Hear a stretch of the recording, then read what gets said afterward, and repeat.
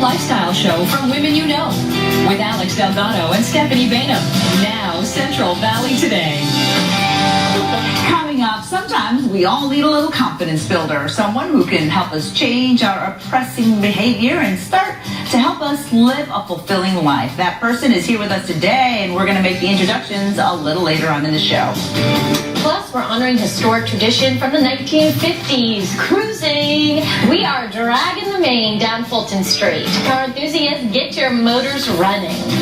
And more people are starting to open up their eyes to stem cell therapy. A local doctor is here with details on the different types of regenerative medicine. Could this be for you? We're going to talk to him in just a little bit. In the meantime, welcome to Central Valley Today, everybody. I'm Alex Delgado. And I'm Stephanie Bainham. Thank you so much for your time on this TGIF. It's always nice to get to Friday and start off the weekend. And we're going to actually start off today's show with something that many people don't like talking about, but it's something that we're all going to experience: grief. That's right. Grief is very real, and whether it's over a parent, a partner, a pet, a friend, there are tips that you can use to help handle your grief. And here to share those tips with us today, Dr. Jasmine Singh from UCSF Fresno. It's good to have you back, Doctor. How are you? I'm well. How are you? I'm well, thank you. How come people maybe don't understand what grief is, and why is it so hard to cope with that fact that you have to grieve?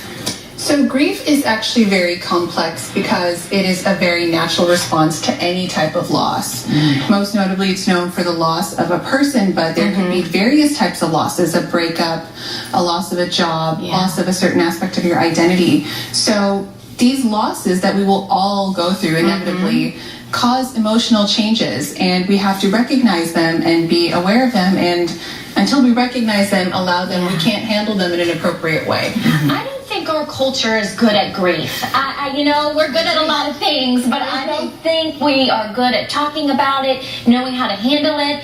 Do you find with your patients that people kind of just put it off or think they shouldn't feel it and then it just gets worse? Absolutely. You're absolutely correct. They put it off. There is this concept of, I should be over it. I should be over it. I shouldn't be emotional about this loss. And I think that's just silly. I mean, especially in the case of losing a person, someone, who you love, an object of your affection. How can you not have emotions when that loss has gone? So I think that grief is very important. We should recognize it. We should help others who are grieving and allow the process to occur.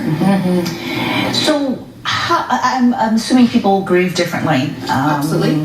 There's a lot of grief over the young man who we just lost, Old Fig, Nick Calls, and a lot of his peers and classmates were grieving, but obviously also his mother, an unimaginable grief, I imagine. So how does a mother grieve differently than, let's say, friends of Nick's?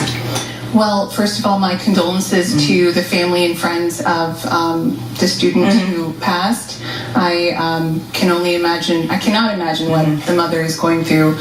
Everyone grieves differently, whether or not they're close to someone or very kind of distant. Everyone has their own process. This goes down to the various stressor, the various grief, the person, and their own personality. Someone's response may be to just fully experience it initially, while others may want to just recoil and be on their own, especially when something is just very raw and fresh like this incident.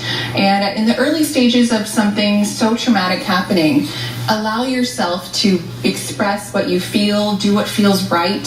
If you want to be around others, be around others. If your instinct is to be on your own, be on your own. Allow yourself space and time to feel what you need to feel. Now, this can happen for some time, but if you find it becoming a different picture, meaning if the grief is becoming more depression, if you are unable to do basic life necessities like eat on time, sleep on time, if you're unable to do that and you really find the grief becoming something else, then maybe it's time to consider other options like treatment, mental health treatment of some sort. But in the early stages, allow yourself to feel it, express it, and allow the natural process to occur. Yeah. I love in your tips for handling grief, you say literally cry. You do physical things like cry and deep breathing. What else do you find in your tips is helpful? I find that the most important thing is to accept your reaction to what has happened. Allow yourself to feel it. And also, when the time is right, talk to people. Don't suffer alone. Let others know what you're feeling. Reach out to your family and friends if you have certain needs and someone is very adept at fulfilling such a thing. Maybe someone is an excellent cook and you don't have food at home and you aren't able to eat on time. Ask your friend for help. No one is going to judge you or think you're weak.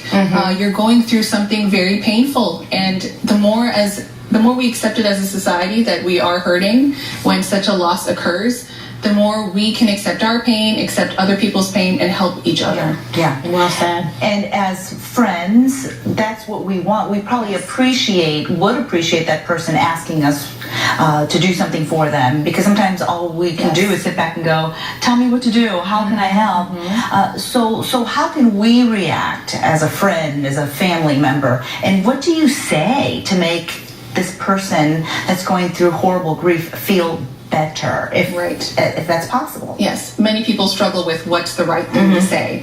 I wish I had the one right thing to say to every single person, but I think first and foremost, practical issues need to be tackled. I ask my patients' friends, are you eating? Are you sleeping?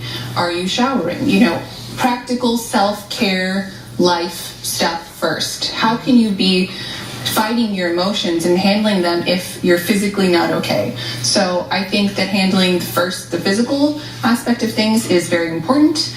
And secondly, what to say. I'm here for you. I'm here. I'm here for you. And that is just very powerful, and you can keep reminding them I'm here for you, and hopefully that other person feels comfortable enough to share what they need, what they want, and how you can help them. Yes. Well, I think this has been so helpful and so insightful, and hopefully I know other people in the community feel so too. So thank you, Doctor, for being on today, and please follow her on Instagram, the Jazzy Doc, for more information. Thank you so much. Thanks again. Doctor. Thank you. See you soon.